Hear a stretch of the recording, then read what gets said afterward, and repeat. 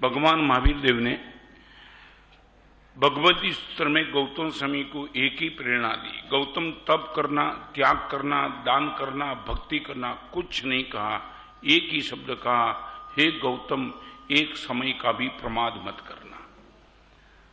बस इसमें सब कुछ आ गया। आज मैं आपको कोई 4 बात करना चाहता हूं। परमात्मा का मंदिर है, बगल से निकलने के बावजूद भी परमात्मा के मंदिर में दर्शन करने का भाव नहीं होता है। 9 से 10 बजे ये प्रवचन माला परमात्मा के वचन की चलती है।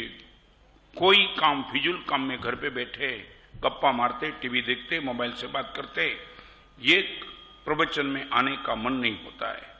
शरीर इतना अच्छा होने के बावजूद भी तप करने का मन नहीं होता है। करोड़ों रुपया होने के बावजूद भी दान करने का मन नहीं होता है कि मालूम है कि सब छोड़ के चले जाने वाला हूं, लाओ एक मौका आया है तो मैं दान देकर के अपनी संपत्ति को सार्थक करूं। ये क्यों नहीं होता है? इनके पीछे 4 कारण। बड़ी गंभीरता से सुनना कि धर्म करने में बाधा डालने वाले सबसे बड़ी चीज क्या? 4 कारण यदि आपके पास हो, गारंटी के साथ आपकी आलस, आपका प्रमाद खत्म हो जाता है। नंबर 1, घर से बाहर निकलने के लिए मुझे लालायित करने वाला कौन है? मैं घर में बैठा हूं शांति से, मगर बाहर निकलने का मन है तो उसमें 4 कारण हो सकता है। नंबर 1, मेरी आंखों के सामने कोई प्रलोभन है। प्रलोभन,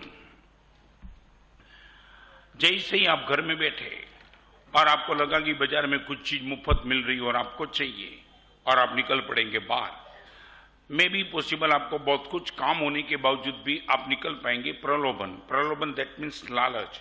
बताऊं आपको, ये एक मानसिकता पहले नंबर में बता दो। 4 चीज पहले पक्की करना कि गुरुदेव मैं कहां टूटता हूं, प्रवचन में आने का मन नहीं, बाजार में जाने का। ऐसे लोग भी देखे, बाजार में जबरदस्त तेजी चल रही है, वो घर पे बैठे बैठे टीवी देख रहा है। प्रवचन की बात नहीं करना चाहता हूं। ऐसे भी लोग पड़े हैं कि बाजार में जबरदस्त तेजी चलने के बावजूद भी उसको बाजार में जाने का कोई अंदर को हौसला ही नहीं। दुनिया बोलेगी यार तू निकल, अभी तो निकल बाजार, 1 महीना बाजार 12 महीने में ऐसा आता है, तू निकल जा। वो बोलता है अपना टीवी ठीक है, बाहर जाने की जरूरत नहीं है। नंबर 1, प्रलोभन मुझे घर से बाहर निकाल देता है। जिस दिन आपको लगेगा कि धर्म करने से मुझे सुख मिलता है, ये भी तो एक प्रलोभन है। यदि आपकी श्रद्धा बैठ गई मुझे सुखी होना है तो धर्म किए बिना मुझे चलने वाला नहीं है, और वो मान्यता को लेकर के भी आप निश्चित तौर से धर्म में प्रवेश कर देते और धर्म का पालन करते। आप चेक करना कि मेरे पास कौन सा कारण अनुपलब्ध है कि जिनको लेकर के मैं धर्म नहीं करता हूं। नंबर 1 प्रलोभन, नंबर 2 पीड़ा। पीड़ा, आपको किसी भी तरह की शारीरिक, मानसिक, वाचिक, आर्थिक कोई भी पीड़ा है, पारिवारिक पीड़ा है। कई लोग आते, मानस साहब परिवार में पिताजी के साथ, माँ के साथ, बहन के साथ, बेटी के साथ, बहू बोलती है सास के साथ, सास बोलती है बहू के साथ, मानस साहब कुछ जमता नहीं, आर्थिक स्थिति बहुत कमजोर है, मानस साहब बाजार टूट रहा है, शरीर में रोग इतना भयंकर है, मानस साहब कुछ गाइड करो। प्रलोभन नहीं है मगर क्या है? पीड़ा। पीड़ा ने आपको यहां ला करके खड़ा दिया। मैं आपको बताऊं चारित्र के मार्ग पर हम क्यों निकले, उनकी बात आपको इस 4 रीजन से पता चल जाएगा। नंबर 1 प्रलोभन चाहिए, नंबर 2 पीड़ा चाहिए, नंबर 3 प्रेम चाहिए। प्रेम। आप ये बोल सकते कि गुरुदेव परमात्मा पर मेरा प्रेम है, प्रवचन सुनने का मौका मिले या न मिले गुरुदेव पर मेरा प्रेम है, इसलिए मैं भाग रहा हूं। कल रात को मेरे पास जो लड़के आए, मैंने 47 साल के दीक्षा जीवन में ऐसा लड़का नहीं देखा, आज भी है प्रवचन में।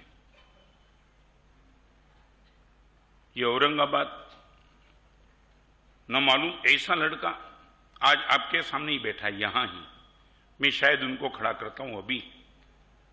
मुझे रात को जब लड़के आए तब एक लड़के ने इसकी पहचान कराई कि महाराज साहब ये लड़का रोज प्रवचन में आता है। रोज मान लिया प्रवचन में आता है, मगर सबसे बड़ी कमाल की बात वो थी, वो लड़का न तो सुन सकता है न तो बोल सकता है, रोज प्रवचन में आता है। You can believe it. क्यों आना फिर प्रवचन में? आप ये बोलो कि गुरुदेव कान से सुना ही नहीं पड़ता है, जबान से बोला ही नहीं जाता, तो फिर ये प्रवचन में आने की जरूरत क्या है? हर इंगित आकार से वो प्रवचन सुनता है। और मैंने वो लड़के को पूछा ये प्रवचन में क्यों आता है? उसने बोला बस आप पर प्रेम है इसलिए आ जाता है। कौन है ये?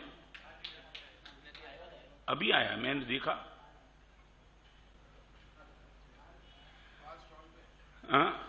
स्टॉल पे बैठा है। नहीं, रोज मैं आप विश्वास कर पाएंगे? जिसको प्रेम होता है वो बिना सुने, बिना बिना बिना बोल सके, बिना सुन सके वो प्रवचन में आता है। और जिनके पास आंख और कान जबरदस्त है उनको फुर्सत नहीं आने की। क्या समझेंगे? मैं रिपीट करना चाहता हूं, आपको चेक करना है कि प्रवचन में आने का मन, धर्म करने का मन, दान करने का मन में भी पॉसिबल। आप गरीब को 5 रुपया देते हो, जरूर नहीं क्यों, मगर गरीब पर आपका प्रेम है। कमजोर आदमी है, जाएगा तो कहां जाएगा? मेरे 5 रुपये से यदि उनको एक चाय का कप हो जाता तो दे देने दो, उसमें आलस करने की जरूरत क्या है? महावीर जी बताना है, नंबर 1 प्रलोभन, नंबर 2 पीड़ा, नंबर 3 प्रेम और नंबर 4 प्रसन्नता। इफ यू आर हैप्पी, आपका प्रेम है या नहीं? मगर आप बहुत हैप्पी और बहुत मजे में हो तो आपको लगता है वहां मजा है तो चलो निकल जाओ, एक आनंद आनंद का माहौल है, चलो गुरुदेव के पास जाकर के बैठ जाए, हम हैप्पीनेस को शेयर करेंगे। आपको बताऊं मैं, ये न प्रलोभन मेरे पास है न पीड़ा मेरे पास है, मगर 2 चीज हम भी तो लेकर के बैठे।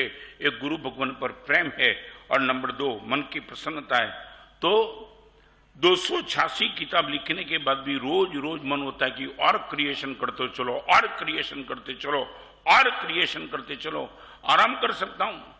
अभी 68 साल की उम्र में बहुत कुछ मैंने सर्जन परमात्मा की कृपा से, गुरुदेव की कृपा से किया, अभी आराम करो। मगर नहीं, भगवान के वचन के प्रति प्रेम इतना जबरदस्त है तो मुझे लगता है कि हजारों लोगों तक ये प्रभु के वचन पहुंचे।